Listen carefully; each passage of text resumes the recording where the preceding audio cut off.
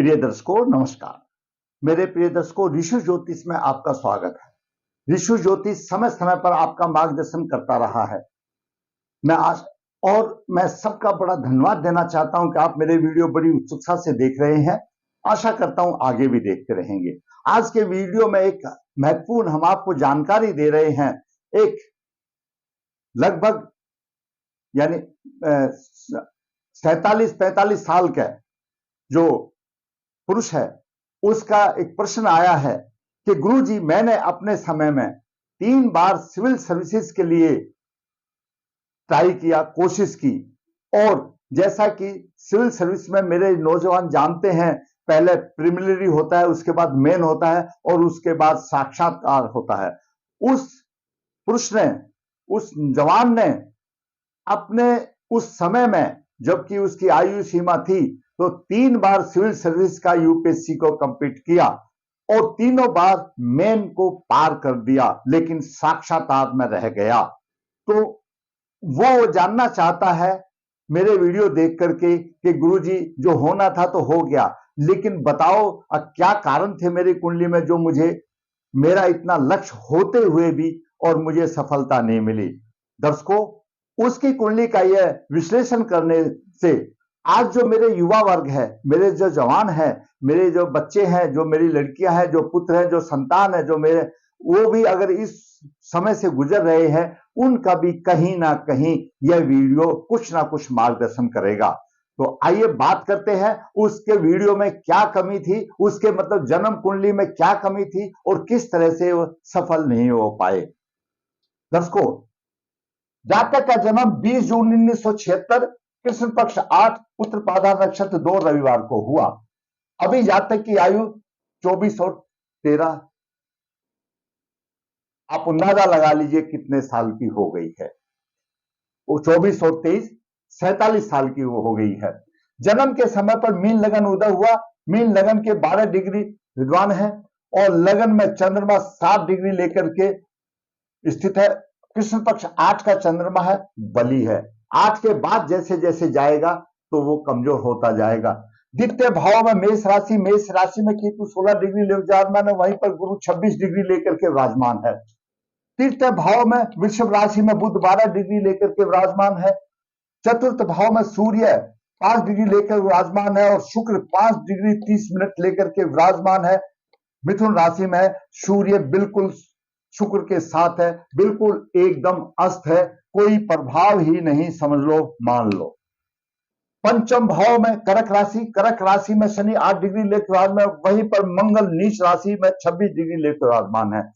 राहु अष्टम भाव में तुला राशि का है। जैसा सभी जानते हैं कि अष्टम राहु प्रबल पितृदोष होता है। तो यह ग्रहों की स्थिति रही। दर्शकों, आज का मेरा शीर्षक है शिक्षा अच्छी, वाक शक्ति कमजोर, प्राश्री साक्षात में 3 बार असफलता। क्या क्या कारण थे, क्या क्या इस कुंडली में योग बनते हैं, उन योगों पर विचार करें। आपका लगन किसी भी कुंडली का हो, किसी भी राशि का आपका लगन हो, यहां पर 1 हो, 2 हो, 3 हो, 4 हो, कोई भी होने दो। ये पंचम भाव शिक्षा भाव का है, नवम भाव भाग्य भाव है, सप्तम भाव जीवन साथी का और 10म भाव व्यवसाय में सम्मान का भाव है। एकादश भाव आमदनी का भाव है और द्वितीय भाव धन, परिवार, कुटुंब का और वाणी का भाव है। तृतीय भाव बहुत ही महत्वपूर्ण है, लेखन शक्ति का भाव है, पराक्रम का भाव है, छोटे भाई बहन का भाव है। तो दर्शकों, पंचमेश लगन में अगर पंचम भाव का स्वामी लगन में हो तो शिक्षा पूर्ण होती है, सत्कर्मी होता है, उसके विचार अच्छे होते हैं और विचार पूर्वक को काम करने वाला होता है। दूसरा, पारिवारिक असंतोष, मानसिक तनाव, वाक शक्ति कमजोर। द्वितीय भाव परिवार का भाव है, कुटुंब का भाव है। अगर द्वितीय भाव पीड़ित होता है तो हमारी वाक शक्ति, क्योंकि वाणी का भाव भी द्वितीय भाव है और धन और कुटुंब का भी भाव है, वहां पर भी हमको परेशानी आ जाती है, कमजोर हो जाता है। अगला है सम्मान कारक ग्रह, गुरु पीड़ित। सम्मान कारक ग्रह आपकी जन्म कुंडली कोई भी होने दो, 10म भाव का स्वामी सम्मान कारक ग्रह है। और भी कोई याद योग कारक होते होंगे, वो भी अगर पीड़ित होंगे तो सम्मान नहीं मिलेगा। आपकी कुंडली किसी की भी होने दो और गुरु भी आपका अगर पीड़ित है तो प्रभाव में परेशानी आ जाती है। राहु केतु शनि मंगल की महादशा, ये राहु केतु शनि मंगल अगर जहां अशुभ होते हैं जिस कुंडली में, और उनकी अशुभ दशा आ जाती है तो भी परेशानी आती है। इस जातक के साथ कुछ ऐसा ही हुआ कि जातक 3 बार मेन परीक्षा को पास कर लिया, लेकिन हमेशा हमने कुंडली का अध्ययन किया है तो या तो राहु केतु शनि मंगल की जो अशुभ दशा रही है उसी टाइम पर वो फेल हो गया और वाक शक्ति कमजोर रहेगी। आगे विचार करते हैं क्या है। मीन लगन वाले धर्म पालक होते हैं, अतिथि सेवक होते हैं, ईश्वर के प्रति इनकी श्रद्धा अच्छी होती है, आस्तिक होते हैं, बेकार खर्च करना उनको पसंद नहीं होती और आत्मविश्वासी होते हैं, अपने लक्ष्य को प्राप्त करने वाले होते हैं। दुष्ट व्यवहार करने के बाद में भी उसके साथ अच्छा व्यवहार करते हैं, वो इनकी आदत है। लग्नेश द्वितीय भाव में है, लगन का स्वामी द्वितीय भाव में है और दसम भाव का स्वामी भी द्वितीय भाव में है, क्योंकि गुरु यहां पर दोनों का भाव है, लगन का भी स्वामी है और दसम भाव का भी स्वामी है। जब लग्नेश द्वितीय भाव में हो तो जातक साहसी होता है, राजा के कारण राजा के समान ऐश्वर्यशाली होता है और सप्तम दृष्टि से आयु भाव को देख रहा है, आयु अच्छी होती है, शुभ कर्मों में रुचि होती है। परंतु दूसरी तरफ अगर दसमें धन भाव में दसम भाव का स्वामी धन भाव में हो, आपकी कुंडली का दसम भाव का स्वामी कोई धन भाव में होना चाहिए और लगन वाला भी दूसरे भाव में, तो मैंने दोनों का आपको ये प्रभाव बता दिया।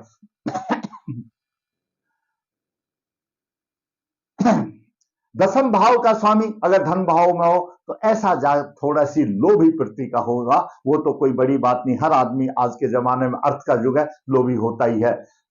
माता का इसके प्रति बहुत ही स्नेह होता है और माता उसके सभी सुखों का सुविधा का ध्यान रखती है, परंतु जातक ऐसा होता है कि माता से प्रसन्न नहीं होता और माता में ही दोष निकालता रहता है, ढूंढता रहता है। ऐसा जातक अल्पभोजी होता है, कम खाने वाला होता है और आज का काम कल पर छोड़ने की आदत होती है और आलसी कहलाता है।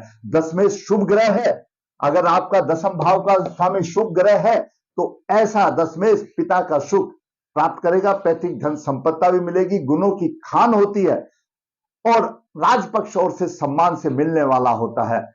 यानी दसम भाव का स्वामी अगर द्वितीय भाव में हो, इस दसम भाव का स्वामी द्वितीय भाव में हो और शुभ ग्रह हो तो पिता का अच्छा सुख मिलता है और गुणों की खान होती है और राजपक्ष से सम्मान भी मिलता है, तो इसी के गुण जातक में आ जाते हैं। लेकिन यहां पर दसमेश और लग्नेश पीड़ित है, वो उसके बाद में बताएंगे कहां से रुकावट हुई।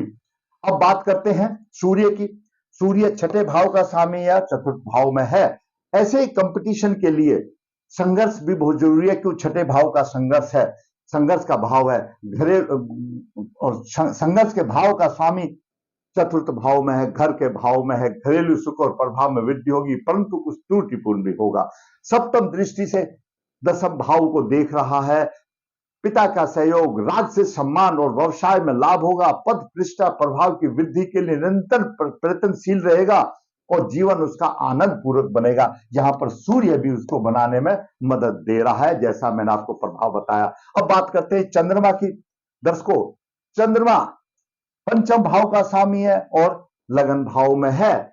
ऐसा जातक का स्वभाव मधुर स्वभाव होगा, यश की प्राप्ति होगी, आत्मशक्ति होगी, मधुर वाणी होगी, सबका प्रिय होगा, आदर्श होगा, एवं ज्ञानी और सुंदर उसको जीवन साथी मिलेगा, क्योंकि सप्तम दृष्टि से देख रहा है। भोलापन होगा, शिक्षा पूर्ण होगी और सत्कार करने वाला होगा। चंद्रमा बलवान है और चंद्रमा किसी ग्रह से पीड़ित नहीं है।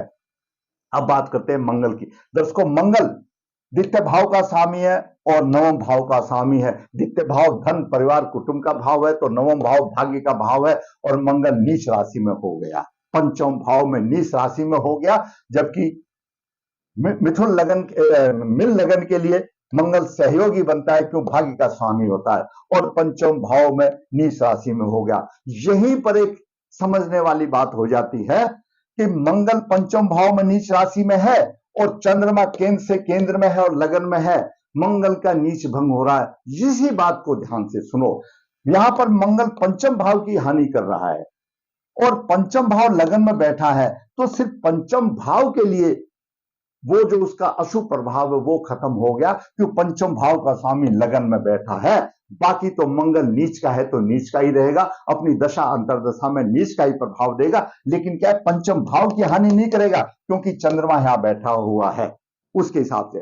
लेकिन अब हम पूर्ण रूप से फलित में जाते हैं तो भाव का स्वामी भी बलवान होना चाहिए, भाव का कारक गुरु है वो भी बलवान होना चाहिए, भाव पर दृष्टि भी अच्छी होनी चाहिए। तो इन सब चीजों को लेकर के आलेखन किया जाता है। अकेला यही नहीं, पंचम भाव का स्वामी अगर लगन में बैठ गया तो पंचम भाव की क्या स्थिति है, वो तो कुछ बिगड़ गई है, शिक्षा ही मिल रही है ना, बाकी तो कुछ नहीं मिल रहा। क्यों, पंचम भाव का स्वामी लगन में हो गया और मंगल का नीच भंग चंद्रमा कर रहा है, सिर्फ शिक्षा मिल रही है, बाकी तो कुछ नहीं हुआ। बुद्धिमान बन रहा है, बाकी तो और पंचम भाव के गुण नहीं मिले। आगे देखते हैं पंचम भाव क्या क्या देता है। मंगल यहां पर बैठा चतुर्दश से अष्टम भाव को देख रहा है,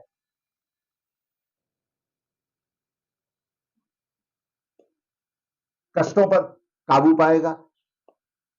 मंगल नीच बन गया तो धर्म की हानि हो रही है। मंगल सप्तम दृष्टि से उच्च राशि को देख रहा है, एकादश भाव को, तो आमदनी अच्छी होगी, परंतु द्वादश भाव को अष्टम दृष्टि से दे रहा तो खर्चा भी अच्छा होगा, आमदनी भी अच्छी और यहां पर खर्चा भी अच्छा होगा। यह प्रभाव मंगल का रहा साधारण। तो आगे चलते हैं बुध का।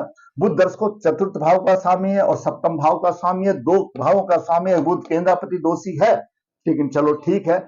और त्रिकोण भाव केंद्र भाव उसमें तृतीय भाव में है, अपनी राशि में। बुध बुद्धि का कारक है, तृतीय भाव बलवान है थोड़ा सा। शुक्र यहां पर आ गया, अस्त है, लेकिन राशि परिवर्तन योग तो हो गया, लेकिन अस्त है वो शुक्र की है।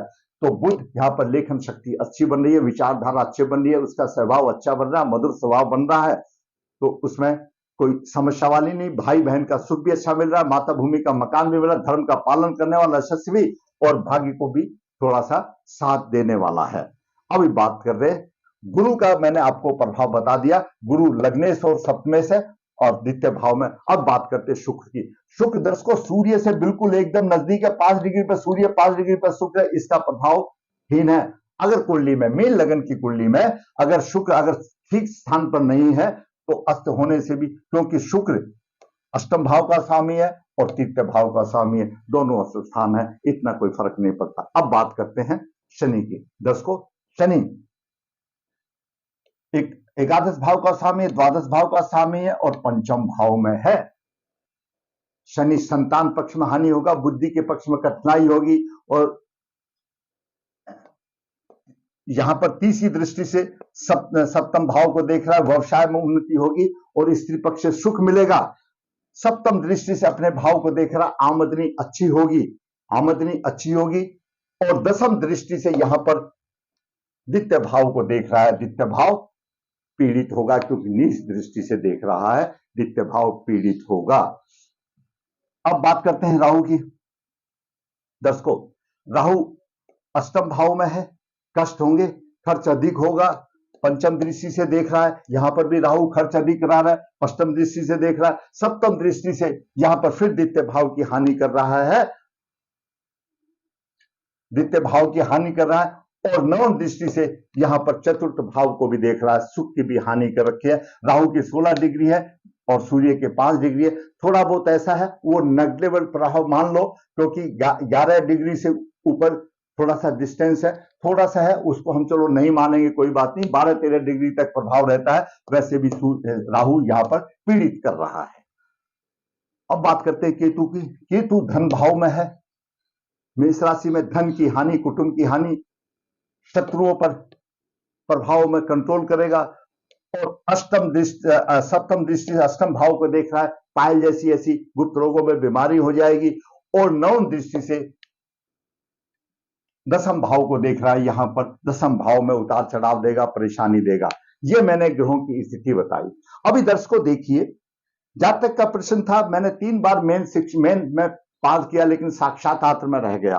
दर्शकों सिर्फ जातक गुणवान है, जातक का पंचम भाव का चंद्रमा लगन में बैठा है, गुणवान है, शिक्षित है, बुद्धि कारक है, बुद्ध अच्छी है, लेकिन दसम भाव का स्वामी और लगन भाव का स्वामी द्वितीय भाव में है, 26 डिग्री लेकर के है और लगन के 12 डिग्री है, 12 डिग्री लगन उदय का और गुरु का 26 डिग्री का फासला 14 अंश का फासला है।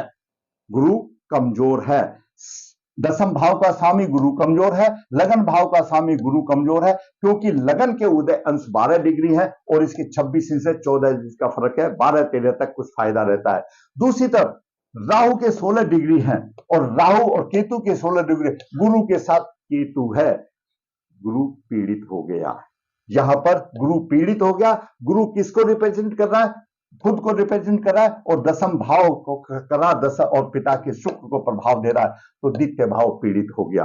द्वितीय भाव पीड़ित हो गया और दूसरी तरफ शनि का भी दसम दृष्टि यहां पर द्वितीय भाव पर भी आ गया, तो शनि का भी प्रभाव द्वितीय भाव पर आ गया, केतु का भी प्रभाव आ गया, राहु का भी प्रभाव आ गया, द्वितीय भाव पीड़ित हो गया। द्वितीय भाव पीड़ित का, द्वितीय भाव हमारी वाक शक्ति का भाव है। और जहां पर भी, जिस भी सर्विस में, नौकरी में, जहां पर भी इंटरव्यू की प्रथा रखी है, क्योंकि इंटरव्यू में जैसा, मुझे आजकल तो मेरे युवा वर्ग ज्यादा जानते हैं, मैं तो पुराने जमाने का ही समझो, जब 71 साल की उम्र हो गई, लेकिन मैंने सुना तो सब कुछ है कि वहां के इंटरव्यू में अच्छे अच्छे साइक्लिस्ट बेचते हैं और वो बातचीत करने से निचोड़ देते हैं। जब आलसी हो गया तो कैसे काम करेगा, गुरु आलसी हो गया तो कैसे काम करेगा। द्वितीय भाव पीड़ित हो गया तो उसकी वाणी से अपने भाव को प्रकट नहीं कर सकता। द्वितीय भाव वाणी का भाव है, उसकी वाणी से अपने भाव को प्रकट नहीं करता। लिखित परीक्षा मेन तो पास कर लेता है, लेकिन साक्षात में फेल होने का कारण द्वितीय भाव है। और द्वितीय भाव परेशानी का भाव है, द्वितीय भाव कुटुंब का भाव है। ऐसे जातक के कुटुंब में ऐसी परेशानियां रहती हैं कि मैं आपको एक उदाहरण देता हूं। अगर जिसका आदमी का मन ठीक नहीं होता, मन में कोई चिंता का वास रहता है, अगर गाड़ी ड्राइव भी कर रहता है तो एक्सीडेंट के ज्यादा चांसेस होते हैं। और जब मन ठीक नहीं है तो आप एग्जाम देने जाते हैं तो उस दिन पेपर भी आपका ठीक नहीं होता। और ये तो इंडिया बेसिस का कंपटीशन एग्जाम है, सबसे बड़ी प्रतियोगिता है, तो इसके पीछे हमारा कहीं ना कहीं कुटुंब का क्लेश, कुटुंब का वातावरण भी सहायक होता है। और इसी प्रकार जातक रह गया। दूसरा, दर्शकों हमेशा बताते हैं सरकारी नौकरी, सरकारी से खजाना से तनख्वाह लेने वाला, ये देखिए, ये चतुर्थ भाव जनता का भाव है। चतुर्थ भाव जनता का भाव है और चतुर्थ से द्वितीय ये सरकारी खजाना, जनता का खजाना, यहां से खर्च लेना है। तो द्वितीय, ये पंचम भाव भी पीड़ित है। क्यों? शनि भी अशुभ है और मंगल भी अशुभ है। यहां पर चंद्रमा सिर्फ नीचे तो भंग कर रहा है, शिक्षा के लिए भंग कर रहा है, बाकी तो भाव तो पीड़ित रह गया। तो कहां से सरकारी नौकरी मिलेगी? पारिवारिक वातावरण, उसकी वाक शक्ति की वजह से, क्यों इंटरव्यू में वाक शक्ति होती है, उसकी वजह से जातक पीछे रह गया और ये उसका भाग्य साथ नहीं दे रहा। दर्शकों, ऐसे बड़े कंपटीशन में सम्मान पूर्वक ग्रह के साथ साथ भाग्य भी साथ देना चाहिए, बाकी का भी ग्रह का योग होना चाहिए। चंद्रमा सूर्य बलवान होना चाहिए। चंद्रमा सूर्य ठीक है, मान लिया बलवान है, लेकिन जो सम्मान कारक ग्रह है वो तो द्वितीय भाव में सम्मान तो दे रहा है, लेकिन पीड़ित हो गया, तो कहां से सफलता मिलेगी? आपके ग्रह कितने भी अच्छे होने दो, और जब ऐसे नकारात्मक ग्रह होते हैं, इस कुंडली में राहु नकारात्मक है, शनि नकारात्मक है, नीच का मंगल नकारात्मक है, केतु नकारात्मक है। राहु केतु शनि मंगल की जो भी अंतर्दशा, अंतर्दशा जो भी प्रत्यंदशा या महादशा अगर आपके साक्षात्कार के समय पर, इंटरव्यू के टाइम पर आती है तो शुभ फल नहीं देती। तो ये समस्या आती है।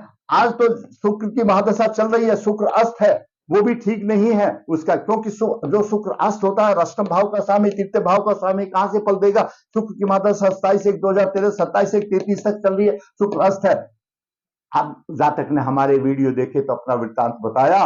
दर्शकों, आपके भी किसी कुंडली में ऐसा है, आपके बच्चे के में, आपके भाई के में भी ऐसा है, तो आप इन सब चीजों का आप कहीं ना कहीं अपने योग, जो विद्वान है, कुंडली के जानकार हैं, उनसे आप संपर्क अवश्य करें, क्योंकि परीक्षाएं पार करना एक अलग बात है, लेखन शक्ति अच्छी है, दिमाग है और बच्चे में विद्वान है, पार कर लेगा। लेकिन जहां साक्षात्कार हो गया तो वो इंटरव्यू तो एक ऐसी चीज होती है, वहां पर बड़े बड़े आदमी बैठते हैं। आप साधारण बात क्यों लो, एक इतने बड़े कंपटीशन में एक पहले तो 200 मार्क्स का एक दिन का एक पेपर, एक 200 मार्क्स का एक ऐसे राइटिंग आता था। एक ऐसे राइटिंग ऐसा होता है कि दिमाग की पूरी भावनाओं को निचोड़ कर रख देता है। मैंने किया तो नहीं, लेकिन मुझे मालूम है आज मैं आपके सामने वो 100 रुपए वाला पंचांग वाला पंडित जी नहीं हूं। मैं एक क्वालिफाइड, एक टेक्निकली क्वालिफाइड और ज्योतिष के ज्ञान से क्वालिफाइड, जो मुझे भगवान ने ज्ञान ने दिया वो मैं आपका मार्गदर्शन कर रहा हूं। एक छोटा सा ऐसे लिखने के लिए जाओ, दिमाग को निचोड़ देता है, कितने नंबर आए उसमें सारी बातें आ जाती है, तो ये तो बहुत बड़ी चीज है। तो दर्शकों, मैंने आज उस जातक की कुंडली का उसका सफर था। गुरु जी आपका वीडियो देखा तो कुछ तमन्ना हुई कि मैं देखूं मैं क्यों परेशानी में हो, तो उसकी परेशानी का दे दिया। कर्म का भाव पीड़ित है, सम्मान का ग्रह पीड़ित है, भाग्य साथ नहीं दे रहा। अब इसके उपाय सुनो। परवर पितृदोष है, पितृदोष निवारण करना चाहिए, शांति करानी चाहिए। गुरु केतु का युति का दोष निकालना चाहिए, और भी कुछ नहीं।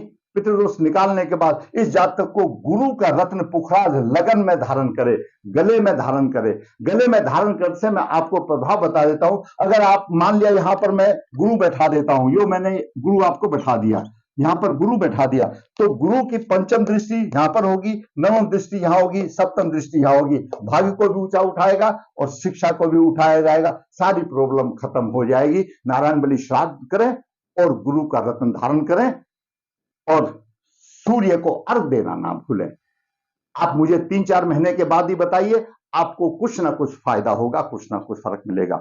दर्शकों, जैसा हमेशा बताता हूं, ऋषि ज्योतिष नर्मदा जी के तट के नजदीक है, नर्मदा है, यहाँ पर काल सर्पदोष पितृदोष पूजा की जाती है। जो इच्छुक है संपर्क कर सकता है। ऋषि ज्योतिष हाथ से पत्रिका लिखता है, निचोड़ देता है, जो इच्छुक है संपर्क कर सकता है। ऋषि ज्योतिष कन्या भाव के लिए गुणगान की प्रक्रिया बिना किसी शुल्क के आपके पास भेजता है, जरूरत है आपको फायदा उठाने की। दर्शकों, अगर आपको मेरा वीडियो अच्छा लगा तो मैं कहूंगा आप मेरा लाइक करें, शेयर करें, और जिस दर्शक ने मेरा चैनल सब्सक्राइब नहीं किया आप सब्सक्राइब करें, ताकि मेरा मनोबल भी ऊंचा उठे और इसी प्रकार मैं वास्तविक कुंडलियां बनाकर आपका मार्गदर्शन करता रहूं। धन्यवाद।